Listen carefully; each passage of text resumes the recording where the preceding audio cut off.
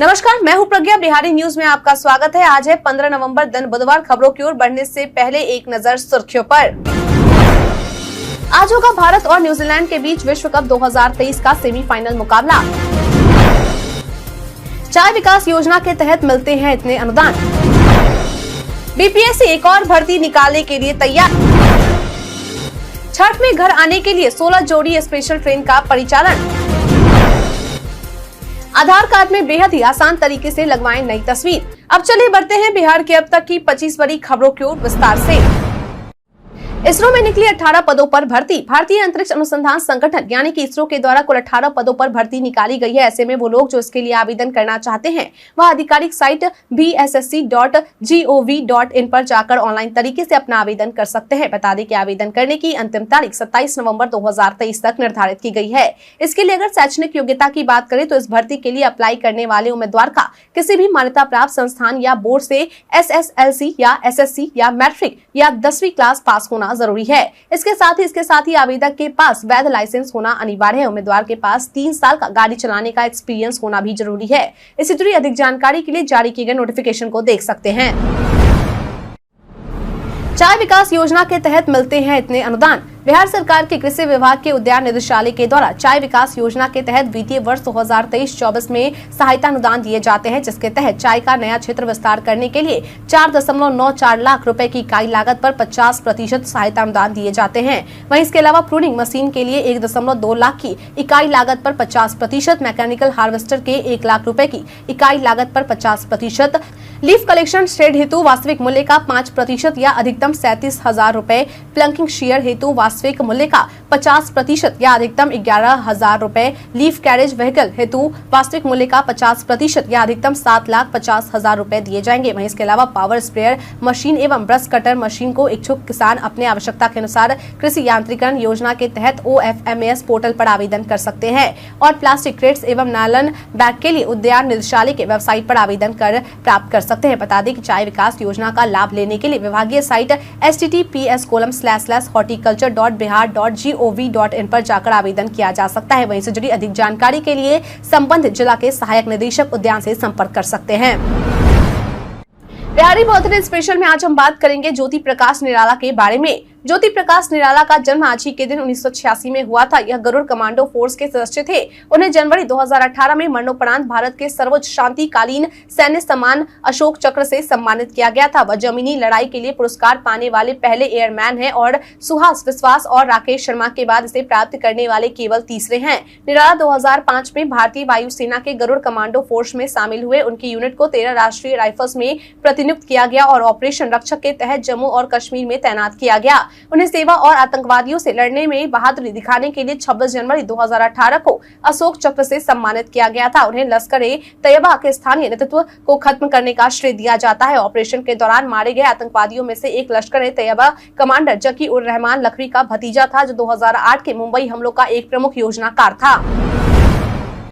BPSC एक और भर्ती निकालने के लिए तैयार। बिहार के माध्यमिक एवं उच्च माध्यमिक विद्यालयों में प्रधानाध्यापकों के 11,334 पद खाली हैं। ऐसे में इन पर जल्द ही इन पदों पर प्रधानाध्यापकों की नियुक्ति की जाएगी, जो कि बिहार लोक सेवा आयोग यानी कि बीपीएससी के माध्यम से की जाएगी। बता दें कि इसको लेकर शिक्षा विभाग की ओर से अधियाचना भेजने की तैयारी की जा रही है। अधियाचना भेजने संबंधी प्रस्ताव सामान्य प्रशासन विभाग के माध्यम से भेजा जाएगा। इससे संबंधित प्रस्ताव को विभागीय स्तर पर सहमति दी गई है। बता दें कि शिक्षा विभाग से मिली जानकारी के अनुसार प्रधानाध्यापकों की कुल रिक्तियों में 6,000 पद पुराने हैं। वहीं 11,334 पदों के लिए लिखित परीक्षा के आधार पर प्रधानाध्यापकों की नियुक्ति होगी। इसमें विशेष बात यह है कि उच्च माध्यमिक विद्यालयों में प्रधानाध्यापक संवर्ग का गठन भी होगा। मालूम हो कि राज्य में 29,000 मध्य विद्यालय ऐसे हैं जहां प्रधानाध्यापक के पद रिक्त हैं और इन्हें चिन्हित किया जा रहा है।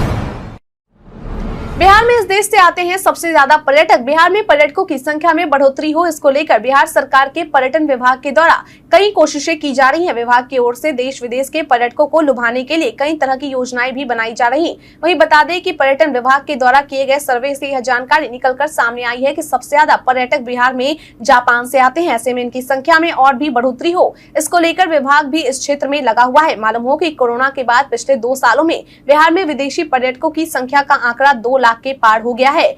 आपकी जानकारी के लिए बता दें कि अगस्त 2023 तक बिहार आने वाले विदेशी पर्यटकों की संख्या 2.32 लाख है। वहीं पर्यटन विभाग के अनुसार वर्ष 2021 में विदेशी पर्यटकों की संख्या महज 1046 और वर्ष 2022 में विदेशी पर्यटकों की संख्या 86,829 हो गई है।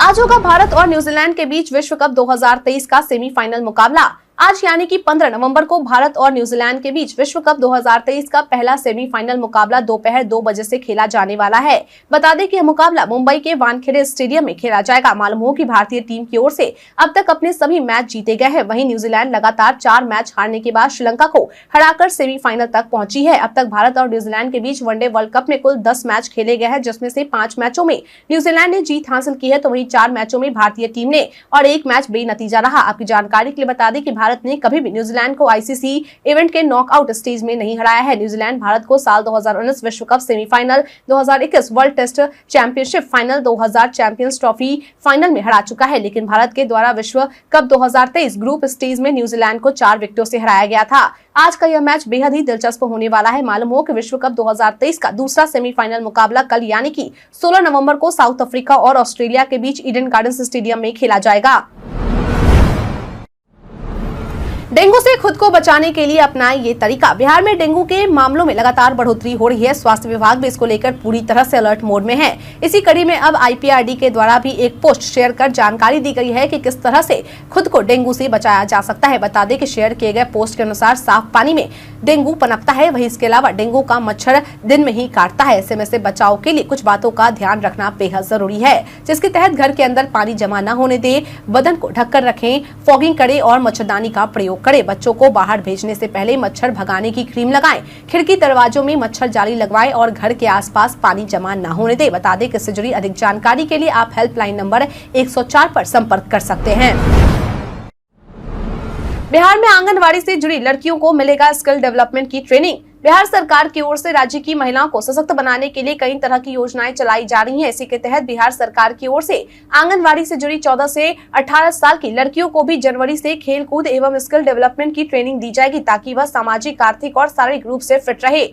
आपकी जानकारी के लिए बता दें कि पहले चरण के तहत राज्य के जिन जिलों से आंगनबाड़ी से जुड़ी 14 से 18 साल की लड़कियों को ट्रेनिंग दिया जाएगा, उनमें अररिया, औरंगाबाद, बांका, बेगूसराय, गया, जमुई, नवादा, कटिहार, खगड़िया, पूर्णिया और शेखपुरा शामिल है। इस योजना के तहत लाभ नियमित रूप से लड़कियों को दिलाने के लिए समाज कल्याण विभाग के द्वारा राज्य के सभी जिला अधिकारियों को दिशा निर्देश जारी कर दिया गया है। मालूम हो कि ट्रेनिंग लड़कियों को बालिका योजना के तहत श्रम संसाधन और कला संस्कृति विभाग के सहयोग से दिया जाएगा। वहीं इसके अलावा सरकार के श्रम संसाधन विभाग की ओर से राज्य भर के ईंट भट्टों पर काम करने वाले श्रमिकों के 6 साल से कम उम्र के बच्चों के लिए पालन घर खोलने का भी निर्णय लिया गया है, जहाँ उन बच्चों के लिए प्री स्कूलिंग की व्यवस्था की जाएगी। बिहार शताब्दी निजी नलकूप योजना से पाएं 80% अनुदान। बिहार सरकार की ओर से किसानों की आय बढ़ाने के लिए कई योजनाएं चलाई जा रही हैं। इसी योजना में से एक बिहार निजी नलकूप योजना है, जिसके तहत किसान अपनी निजी जमीन पर 70 मीटर गहराई तक नलकूप स्थापित कर सकता है। ऐसे में इस योजना का लाभ उठाने के लिए पात्रता भी निर्धारित की गई है, जिसके तहत आवेदक बिहार का स्थायी निवासी होना चाहिए। किसान के पास कम से कम 40 डिसिमल भूमि होनी चाहिए। एक किसान का एक ही आवेदन स्वीकार किया जाएगा। बता दें कि इस योजना के तहत बोरिंग करने के लिए किसानों को 80% तक सरकार के द्वारा सब्सिडी प्रदान की जाती है। इस योजना का लाभ उठाने के लिए कुछ आवश्यक दस्तावेज है, जिनमें आधार कार्ड, बैंक अकाउंट का passbook, mobile number, passport size photo, पहचान पत्र, निवास प्रमाण पत्र, कृषि योग्य भूमि के कागजात, भूधारकता प्रमाण पत्र, प्लांट पर पहले से कोई बोर्डिंग उपलब्ध नहीं है, इसका प्रमाण पत्र, किसी अन्य संस्था से संबंधित नलकूपों के लिए वित्तीय सहायता नहीं लेने की घोषणा पत्र। इस योजना के लिए आवेदन करने के लिए https://minoriration.bihar.gov.in/bsnny/ पर जाकर आवेदन कर सकते हैं। बिहार पर्यटन में आज हम बात करेंगे बौद्ध स्तूप पश्चिमी चंपारण के बारे में। बौद्ध स्तूप पश्चिमी चंपारण जिले में स्थित एक मुख्य पर्यटन स्थल है। यह स्तूप पश्चिमी चंपारण जिले के लौरिया नंदनगढ़ नगर में स्थित है। यह स्तूप खंडित अवस्था में यहाँ पर देखने के लिए मिलते हैं। यहाँ पर आपको एक बड़ा सा टीला देखने के लिए मिलता है, जिसका उत्खनन किया गया। उत्खनन के बाद यहाँ पर किले के अवशेष एवं बहुत सारे मिट्टी के बने हुए स्तूप देखने के लिए मिले हैं। यहाँ पर नंदनवन राजा का किला हुआ करता था। यहाँ पर एक बहुत बड़ा किला है जो अब धरती में समा गया है। यहाँ पर आपको एक विशाल टीला देखने के लिए मिलता है, जिस पर आप चढ़कर पूरे लौरिया नंदन वन का दृश्य देख सकते हैं। इस स्तूप स्तूप की खोज कर सर अलेक्जेंडर कनिंघम ने 1862 में की थी। यहाँ पर आपको किले एवं स्तूप के भग्नावशेष देखने के लिए मिलते हैं। यह जगह बहुत ही अच्छी तरह से संरक्षित करके रखी गई है। यहाँ पर सुंदर गार्डन बना हुआ है जहाँ पर आप घूम सकते हैं और स्तूप के भग्नावशेष को देख सकते हैं। यह पश्चिमी चंपारण में घूमने लायक एक मुख्य जगह है। आप यहाँ पर आकर इस जगह की सुंदरता को देख सकते हैं। जस्टिस विवेक चौधरी बने पटना हाई कोर्ट के जज। सुप्रीम कोर्ट कॉलेजियम की अनुशंसा पर भारत सरकार के कानून व न्याय मंत्रालय के द्वारा कलकत्ता हाई कोर्ट के जज जस्टिस विवेक चौधरी का स्थानांतरण पटना हाई कोर्ट में कर दिया गया है। ऐसे में वे शीघ्र ही पटना हाई कोर्ट के जज के रूप में अपना योगदान देंगे। आपकी जानकारी के लिए बता दें कि तेलंगाना और गुवाहाटी हाई कोर्ट से स्थानांतरित होकर पटना हाई कोर्ट आई न्यायमूर्ति गुन्नू अनुपमा चक्रवर्ती और न्यायमूर्ति नानी टागिया के द्वारा हाल ही में पटना हाई कोर्ट में जज के रूप में योगदान दिया गया था। मालूम हो कि सुप्रीम कोर्ट कॉलेजियम के द्वारा अगस्त में गुवाहाटी हाई कोर्ट के जज न्यायमूर्ति नानी तागिया और तेलंगाना हाई कोर्ट की जज न्यायमूर्ति गुन्नू अनुपमा चक्रवर्ती का स्थानांतरण पटना हाई कोर्ट में करने की अनुशंसा केंद्र सरकार को भेजी गई थी, जिसके बाद केंद्र की ओर से दोनों जजों के तबादले की अधिसूचना जारी की गई थी।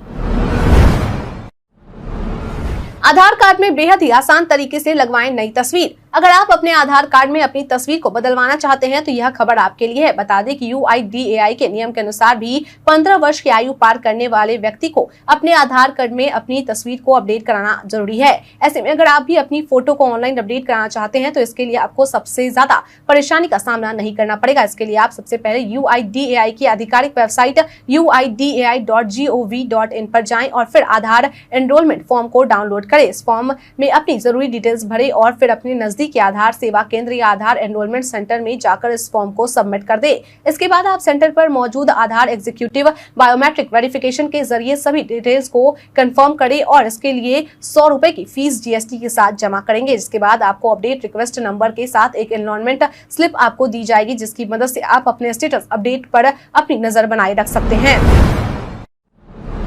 बिहार को 2028 ओलंपिक से पहले मिलेगी स्पोर्ट्स सिटी की सौगात। बहुत जल्दी बिहार को स्पोर्ट्स सिटी की सौगात मिलने वाली है। बता दें कि बिहार राज्य खेल प्राधिकरण के महानिदेशक सह मुख्य कार्यकारी अधिकारी रविंद्रन संकरन के द्वारा दी गई जानकारी के अनुसार इस स्पोर्ट्स सिटी का निर्माण मोइन उल हक स्टेडियम में किया जाएगा और कैंपस में ही 5 स्टार होटल का भी निर्माण किया जाएगा, जिसके कमरों की खिड़कियां ऐसी होंगी जिससे ग्राउंड में चल रहे क्रिकेट मैचों को कमरे में बैठकर ही देखा जा सकेगा। आपकी जानकारी के लिए बता दें कि स्पोर्ट्स सिटी में इंटरनेशनल लेवल का gym, sports lounge, sports library, cycle track, horse riding ground के साथ साथ मल्टीप्लेक्स आदि की भी सुविधा होगी। मालूम हो कि यह प्रोजेक्ट 2 साल का है, जिस पर उप मुख्यमंत्री तेजस्वी यादव की विशेष नजर है। मिली जानकारी के अनुसार इस स्पोर्ट्स सिटी को वर्ष 2028 में होने वाले ओलंपिक से पहले तैयार कर लिया जाएगा। बिहार में छठ से पहले ठंड दे सकती है दस्तक। दिवाली के बाद प्रदेश का मौसम धीरे धीरे करवट लेने लगा है। राजधानी पटना सहित राज्य के 24 शहरों में पछुआ का प्रवाह बनने से न्यूनतम तापमान में कमी आई है। बता दें कि मौसम विज्ञान केंद्र के अनुसार दक्षिण पश्चिम बंगाल की खाड़ी के ऊपर चक्रवातीय परिसंचरण का क्षेत्र बना हुआ है। इसके कारण प्रदेश में कोहरे व धुंध में वृद्धि की संभावना है। विभाग की तरफ से जारी अपडेट के अनुसार सुबह शाम लोगों को हल्की ठंड का एहसास हो रहा है, लेकिन दिन में सूरज गर्माहट दे रहा। कई शहरों के अधिकतम और न्यूनतम तापमान में भी गिरावट आई है। विभाग की तरफ से यह भी बताया गया है कि सुबह के समय प्रदेश के अधिकांश हिस्सों में हल्के स्तर का कोहरा अगले 5 दिनों तक एवं गया जिले के मध्यम स्तर का कोहरा अगले 3 दिनों तक छाए रहने का अनुमान जारी किया गया है। प्रदेश में मौसम का मिजाज शुष्क बना रहने वाला है। छठ में घर आने के लिए 16 जोड़ी स्पेशल ट्रेन का परिचालन। छठ के दौरान यात्रियों की बढ़ती भीड़ को देखते हुए रेलवे की ओर से 16 जोड़ी स्पेशल ट्रेनों के परिचालन का निर्णय लिया गया है। इस बात की जानकारी CPRO वीरेंद्र कुमार के द्वारा दी गई है। बता दें कि इनके द्वारा दी गई जानकारी के अनुसार जिन 16 जोड़ी स्पेशल ट्रेनों का परिचालन किया जाने वाला है उनमें गाड़ी संख्या 08449 और 08450 पूरी पटना पूरी छठ स्पेशल, गाड़ी संख्या 05978 और 05977 डिब्रूगढ़ गोरखपुर डिब्रूगढ़ फेस्टिवल स्पेशल, गाड़ी संख्या 09196 समस्तीपुर उधना छठ स्पेशल, गाड़ी संख्या 04039 दरभंगा नई दिल्ली स्पेशल, गाड़ी संख्या 01107 और 01108 CSMT Danapur CSMT superfast special, गाड़ी संख्या 01485 CSMT Danapur one way special, गाड़ी संख्या 01483 और 01482 पुणे दानापुर पुणे स्पेशल, गाड़ी संख्या 02365 और 02366 राजगीर आनंद विहार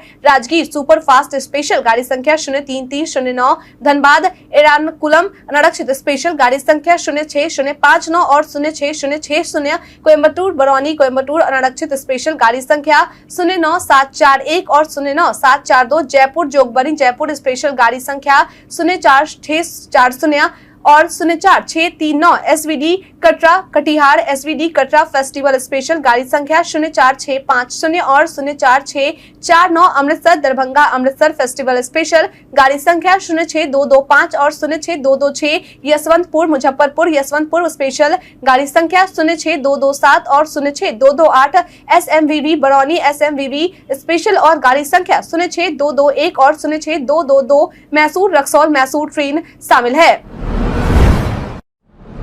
बाइक की तेल टंकी से शराब बरामद। बिहार में पूर्ण रूप से शराबबंदी है, लेकिन इसके बावजूद भी आए दिन शराब तस्करी से जुड़े मामले सुनने को मिलते रहते हैं।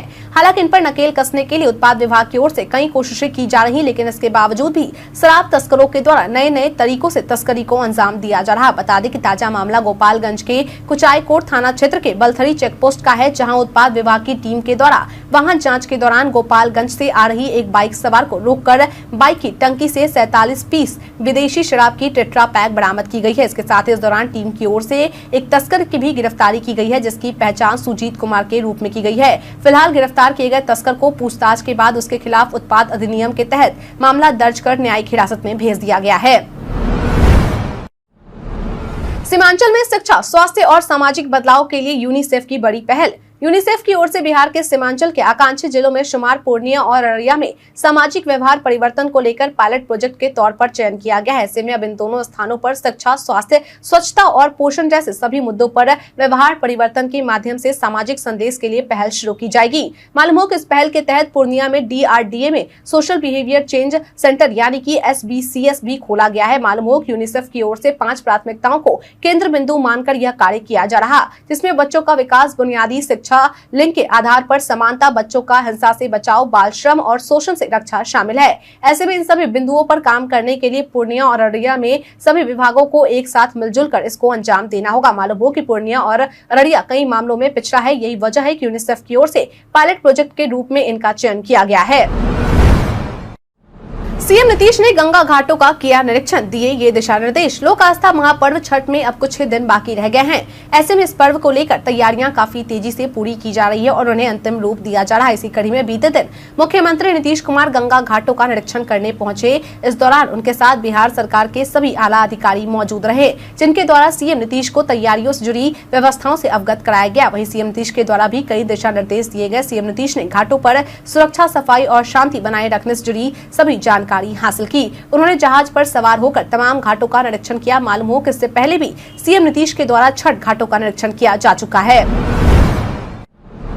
जीतन राम मांझी सीएम नीतीश के खिलाफ उठाएंगे ये कदम। बीते दिन बिहार के पूर्व मुख्यमंत्री जीतन राम मांझी के द्वारा बिहार के मुख्यमंत्री नीतीश कुमार के खिलाफ पटना उच्च न्यायालय के निकट अंबेडकर स्मारक के पास मौन प्रदर्शन करने पहुंचे, लेकिन प्रशासन ने उन्हें अंदर जाने की अनुमति नहीं दी। ऐसे में धरना स्थगित हो गया, जिसके बाद जीतन राम मांझी के द्वारा और उनके लोगों के द्वारा गेट के बाहर ही प्रदर्शन किया गया। इस दौरान जीतन राम मांझी ने सीएम नीतीश कुमार पर अपनी भड़ास निकाली। कहा कि विधानसभा में मेरा अपमान किया गया, इन्हें संविधान और जनतंत्र से कोई मतलब नहीं है। हमारे जैसे SC समाज के वरीय नेता को, जो उनसे भी बड़े हैं, उनके लिए तू तरह की भाषा का प्रयोग करना उनके घमंडी व्यवहार को दर्शाता है। जीतन राम मांझी का अपमान नहीं है, ये बिहार का और देश के दलितों का अपमान है। हम कहते हैं कि आपको बीजेपी ने मुख्यमंत्री बनाया है और धोखा देकर आप RJD में गए हैं। अब RJD ने आपको मुख्यमंत्री बनाया है, आप कहां खुद मुख्यमंत्री बने हैं। आप भी तो इसी तरीके से गुलमुल करके पलटू राम बनकर सत्ता में हैं। आज यहां गेट का ताला नहीं खोला गया, विधानसभा में भी बोलने का मौका नहीं दिया गया। छठ पूजा के बाद दिल्ली जाकर राजघाट में महात्मा गांधी की मूर्ति के पास जाकर प्रार्थना करेंगे कि नीतीश कुमार को सद्बुद्धि दे। जदयू ने बिहार के 40 संगठन जिलों में मनोनीत किए प्रभारी। 2024 में होने वाले लोकसभा चुनाव में बिहार में अपने संगठन को मजबूत बनाने के लिए जेडीयू के द्वारा बीते दिन 40 संगठन जिलों के जिला प्रभारियों की सूची जारी की गई है, जिसके तहत पूर्वी चंपारण के लिए प्रदेश महासचिव के रूप में खालिद अनवर का चयन किया गया है, तो वहीं प्रदेश सचिव के रूप में यतेंद्र कश्यप, विशाल साह और बब्बन सिंह कुशवाहा का चयन किया गया है। वहीं इसके अलावा गोपालगंज के लिए प्रदेश महासचिव के रूप में रंजीत सहनी, राजेश्वर चौहान, ब्रजेश कुशवाहा और रतन पटेल का, तो वही प्रदेश सचिव के रूप में गुड्डू पटेल का चयन किया गया है। सिवान के लिए प्रदेश महासचिव के रूप में सत्य प्रकाश को और प्रदेश सचिव के रूप में मुन्ना पटेल, बाल मुकुंद चौहान, नंद किशोर सिंह और दिनेश कुशवाहा का, वैशाली के लिए प्रदेश महासचिव के रूप में हरिओम कुशवाहा, रामेश्वर सहनी और विनोद सिंह को, तो वहीं प्रदेश सचिव के रूप में सुदेश कुमार मुन्ना और अंजानी पटेल का चयन किया गया है। इसी तरह राज्य के अन्य जिलों के लिए भी जेडीयू की ओर से प्रदेश महासचिव और प्रदेश सचिव का चयन कर लिस्ट जारी किया गया है। प्रशांत किशोर ने सीएम नीतीश पर कसा तंज, कहा बढ़िया काम किया। प्रशांत किशोर इन दिनों बिहार के मुख्यमंत्री नीतीश कुमार पर हमलावर है। वे लगातार नीतीश कुमार के ऊपर निशाना साध रहे हैं। जनसभा को संबोधित करते हुए उन्होंने कहा कि बिहार में नीतीश कुमार ने 3 उद्योग लगा दिए हैं जो फल फूल रहा है। उन्होंने कहा कि बिहार के हजारों बच्चे इसमें अपना जीवन बर्बाद कर रहे हैं। नीतीश कुमार का तंज कसते हुए उन्होंने कहा कि नीतीश कुमार बहुत बढ़िया काम किए हैं। उन्होंने कहा कि सबसे पहले अवैध शराब, दूसरा बालू माफिया और तीसरा अनाज माफिया, इन तीनों उद्योगों का रोजगार बिहार में बढ़ा है और युवाओं को यहाँ रोजगार मिल रहा है। भारत के इतिहास में आज की तारीख है कई कारणों से दर्ज। समाज सुधारक राजा राम मोहन राय 1830 में इंग्लैंड के लिए रवाना हुए। महात्मा गांधी की हत्या के दोषी नाथूराम गोडसे और नारायण दत्तात्रेय आप्टे का 1949 में फांसी दी गई। पाकिस्तान के कराची में वकार यूनुस और सचिन तेंदुलकर ने 1989 में टेस्ट क्रिकेट में पदार्पण किया। झारखंड सन 2000 में भारत का 28वां राज्य बना। भारतीय रिजर्व बैंक के पूर्व गवर्नर वाई वेणुगोपाल रेड्डी का 2008 में वैश्विक वित्तीय प्रणाली में सुधार की जांच के लिए संयुक्त राष्ट्र द्वारा गठित टास्क फोर्स में शामिल किया गया। योगेंद्र मकबाल ने 2008 में राष्ट्रीय बहुजन कांग्रेस के नाम से कई पार्टी बनाई। भारत की प्रथम महिला बैरिस्टर कार्नेलिया सोराबजी का जन्म 1866 में हुआ। भारत प्रसिद्ध स्वतंत्रता संग्राम सेनानी एवं आदिवासी नेता बिरसा मुंडा का जन्म 1875 में हुआ।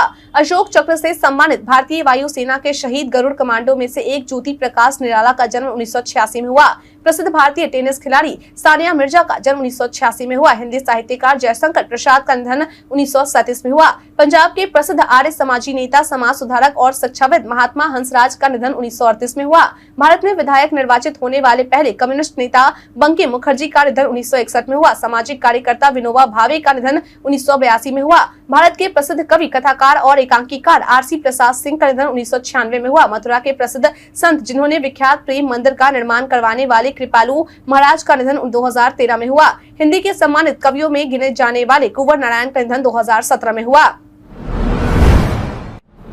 वायरल खबर में आज हम बात करेंगे पीएम आयुष्मान मित्र रोजगार योजना के बारे में। सोशल मीडिया पर कई सूचनाएं वायरल होती है, लेकिन सभी सच हो ये जरूरी नहीं है। इसी कड़ी में आज हम बात करेंगे पीएम आयुष्मान मित्र रोजगार योजना के बारे में। दरअसल पीआईबी ने अपने ट्वीट में लिखा है कि दावा किया जा रहा है कि पीएम आयुष्मान मित्र रोजगार योजना के तहत 1 लाख पद पर प्रवेश परीक्षा के लिए बिना नियुक्ति होगी। पीआईबी ने अपने ट्वीट में आगे लिखा है कि यह दावा भ्रामक है। आयुष्मान मित्र एक स्वैच्छिक पहल है। व्हाट्सएप यूजर्स को ऐप यूज करने के लिए देने होंगे पैसे। व्हाट्सएप सर्विस के लिए अब यूजर्स को पैसे देने पड़ सकते हैं। अभी तक व्हाट्सएप सभी यूजर्स के लिए फ्री था, लेकिन अब ऐसा नहीं होगा क्योंकि मेटा व्हाट्सएप की पॉलिसी में बदलाव करने वाली है, जिसमें कंपनी व्हाट्सएप यूजर्स के लिए सब्सक्रिप्शन प्लान लेकर आने वाली है, जिसमें यूजर्स को व्हाट्सएप यूज करने के लिए पेमेंट ऑप्शन मिलेगा। साथ ही इन यूजर्स को व्हाट्सएप की ओर से कई फैसिलिटी मिलेगी, जिसमें आपको व्हाट्सएप बिना विज्ञापन के यूज करने का मौका मिलेगा। ऐसे फिलहाल आपके लिए चिंता की बात नहीं है, लेकिन इतना जरूरी है कि आने वाले दिनों में व्हाट्सएप की तरफ से सब्सक्रिप्शन ऑफर पेश किया जा सकता है। यह ऑफर खास तौर पर उन यूजर्स के लिए होगा जो बिना विज्ञापन व्हाट्सएप चलाना पसंद करते हैं। वैसे भारत में विज्ञापन सर्विस को कब लॉन्च किया जाएगा इसकी जानकारी नहीं है। अगर व्हाट्सएप के नए फीचर की बात करें तो यह इंस्टाग्राम स्टोरीज और फेसबुक स्टोरीज की तरह होगा। मतलब जिस तरह इंस्टाग्राम स्टोरीज और फेसबुक स्टोरीज में ऐड दिखते हैं, ठीक उसी तरह व्हाट्सएप में भी विज्ञापन दिखेंगे। अब टीवी पर नहीं आएगा कपिल शर्मा शो। कपिल शर्मा का popular show the Kapil Sharma show पिछले काफी समय से टीवी पर नजर नहीं आ रहा है। ऐसे में शो का फैंस के द्वारा काफी बेसब्री से इंतजार किया जा रहा था। वहीं अब इसी बीच एक खबर निकलकर सामने आई है कि अब यह शो टीवी पर लोगों को देखने के लिए नहीं मिलेगा। दरअसल कपिल शर्मा के द्वारा एक वीडियो शेयर किया गया है, जिसमें कपिल अपने नए घर के अंदर आते हैं और पुराना फ्रिज देखते हैं और कहते हैं कि मैंने कहा था कि नए घर में पुरानी चीज नहीं चाहिए, तो ये फ्रिज क्यों? लेकिन जब वे फ्रीज खोलते हैं तो अंदर से अर्चना पूरन सिंह निकलती हैं, जिससे सामान टूट जाता है और कपिल जैसे ही वर्कर को डांटते हैं तो पता चलता है कि वह राजीव ठाकुर है। इसके बाद कीकू, शारदा, कृष्णा, अभिषेक भी नजर आते हैं। कपिल की मैनेजर कहती है कि इन्हें निकाल दे, तो कपिल कहते हैं कोई बात नहीं, घर नया है तो परिवार तो पुराना है। इसके साथ ही कपिल ने लिखा है कि अब इस शो को नेटफ्लिक्स में देखेंगे। हम प्रतिदिन आपसे 5 ऐसे जरूरी सवाल और उससे जुड़े जवाब बताएंगे जो कि बीपीएससी, बिहार पुलिस, दारोगा समेत एसएससी जैसे अन्य प्रतियोगी परीक्षाओं में काम आएंगे। सवाल इतिहास, बिहार स्पेशल, विज्ञान, करंट अफेयर्स और भूगोल से रहेंगे। पूछे गए 5 सवाल में आपने कितना सही उत्तर दिया, कृपया करके यह हमें कमेंट करके जरूर बताएं। हमारा पहला सवाल है, हाल ही में जारी QS यूनिवर्सिटी रैंकिंग 2024 में कौन शीर्ष पर रहा है? Option A Peking university, option B JNU, option C Harvard university, option D Delhi university.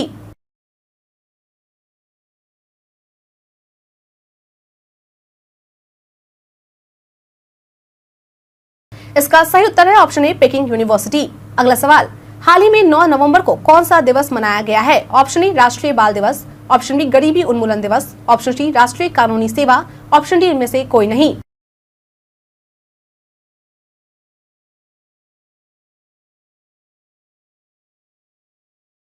इसका सही उत्तर है ऑप्शन सी राष्ट्रीय कानूनी सेवा। अगला सवाल, हाल ही में किसको कोंकण रेलवे कॉर्पोरेशन लिमिटेड का CMD नियुक्त किया गया है? Option A Anil Kumar Singh, option B Santosh Kumar Jha, option C Pankaj Trivedi, option D इनमें से कोई नहीं।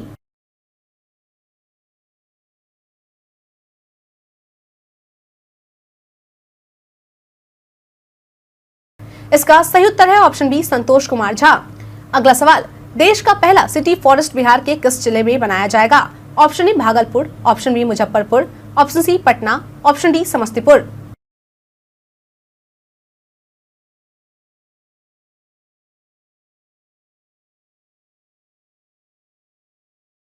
इसका सही उत्तर है ऑप्शन ए भागलपुर। अगला सवाल, बिहार में कहां पर 20 फीट ऊंचा 5 लाख रुद्राक्ष से बना शिवलिंग स्थापित किया गया है? Option A Samastipur, option B Motihari, option C Darbhanga, option D Bhagalpur.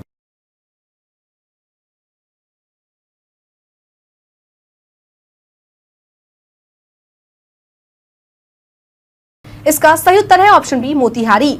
बीते दिन हमारे द्वारा पूछे गए सवाल का आप लोगों में से बहुत लोगों ने जवाब हमें हमारे कमेंट सेक्शन बॉक्स में लिख कर दिया था। जिन्होंने हमारे द्वारा पूछे गए सवाल का जवाब दिया है उनके नाम है विवेक मिश्रा, रवि कुमार राम, चंद्रदीप गोनर शर्मा, अशोक कुमार, विनोद कुमार मांझी, मोहम्मद फहीम, सुमन कुमार गोंड, सीमा कुमारी, राजीव कुमार, बाबूलाल मरांडी, मोहम्मद सकीर हुसैन, प्रियांक कुमारी, पंकज कुमार, रामनिवास कुमार, राहुल कुमार। इसके साथ ही बढ़ते हैं आज के सवाल की और आज का सवाल है, आपके अनुसार आज विश्व कप 2023 के पहले सेमीफाइनल मुकाबले में भारत और न्यूजीलैंड के बीच होने वाले मैच में किस टीम के जीतने की प्रबल संभावना है?